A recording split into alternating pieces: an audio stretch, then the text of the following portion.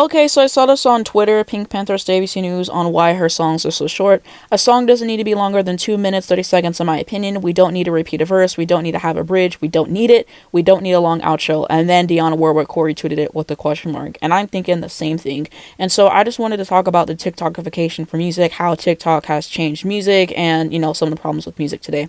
I talked about this in my unpopular opinions video on my main channel, one of those, but I wanted to have a dedicated video because I feel like there's a little bit more to talk about.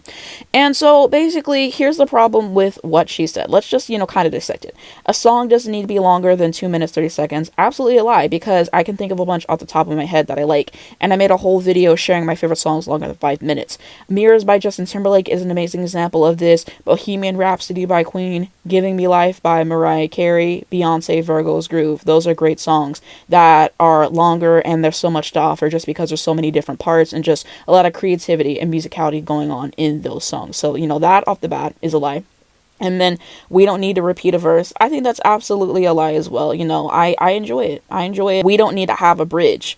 This is the part that annoys me the most, because not having a bridge in most songs, I think, is detrimental. You need that contrast to what's going on with the rest of the song, and oftentimes I feel like the bridge is the best part of the song. I just posted a video recently, and I was sharing my favorite bridges and songs part 2, and a bridge like, Justin Timberlake's Take It From Here, a Mariah Carey, Underneath the Stars. Those are great bridges, and whenever I'm listening to bridges, I'm like, this is my favorite part of the song a lot of times, and it just brings something different, like a Brandy Put Down on Everything bridge, for example. Saying a song doesn't need a bridge? No. Not every song needs to have a bridge, but I think songs should have a bridge more often than not. And then we don't need a long outro. This is the only one I can maybe agree with. I think sometimes the outro does drag on a little bit long, but at the same time, that's why this skip. Now on to the TikTokification of music, and, another reason why I don't agree. Her saying we don't need a bridge. Whenever Olivia Rodrigo released Driver's License, the bridge was the part that was going viral in the song. And that's why Olivia Rodrigo is doing so great right now, is because she's giving us, 4-minute songs. She's reminding us of stuff that we liked, from yesteryear, and pretty much every song on that album was going viral on TikTok. And, the Vampire Bridge was great. Like, she understands it in terms of that structure. Another thing that annoyed me with what she said is that, we don't need to repeat verses or whatever. But, I don't really think she repeats verses a lot in her songs, but there is a lot of repetitive bits in her songs. And just because a song is a minute and change, it being repetitive is not more forgiving. If anything, it's less forgiving because it is a shorter song. So that's all that I have to focus on. And that's one thing that I noticed about a lot of her songs that definitely does bother me. So I think that ultimately her saying all this, it's doing a detriment to the artist, because stuff like bridges and unconventional song structures and all that kind of stuff, that's what makes me love music. I love people bending the rules. I love people having creativity. I love people doing something different. And that's what makes me fall in love with music every single time.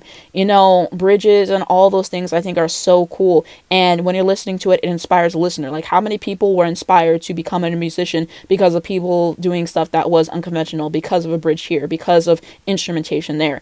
And so a song being shorter than, 3 minutes, a lot of times I feel like it's robbing the listener, because, there's just so much more to get into with the song and stuff like that. And all these short albums, a lot of them aren't into, because you're robbing the listener, because there's just so much more creativity to have.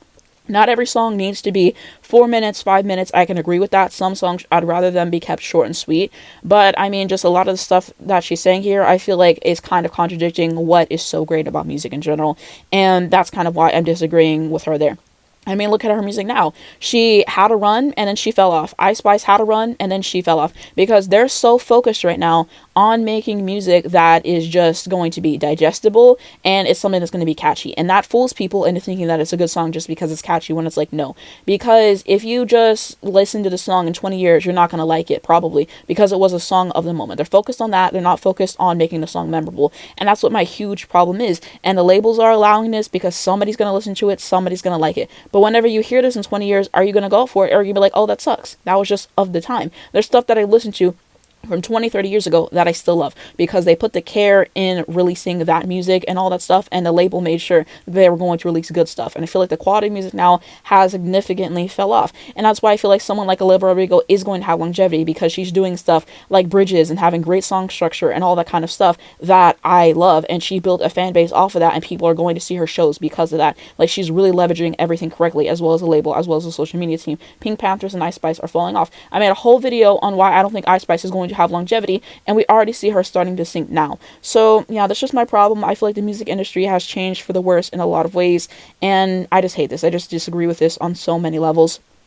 So let me know what you guys think down below in the comments on this. Do you agree with me? Do you disagree with me? And I would love to just hear any other insights that you have on this topic. I think that this is something that is super interesting to talk about, and I'd love to continue this conversation down below in the comments.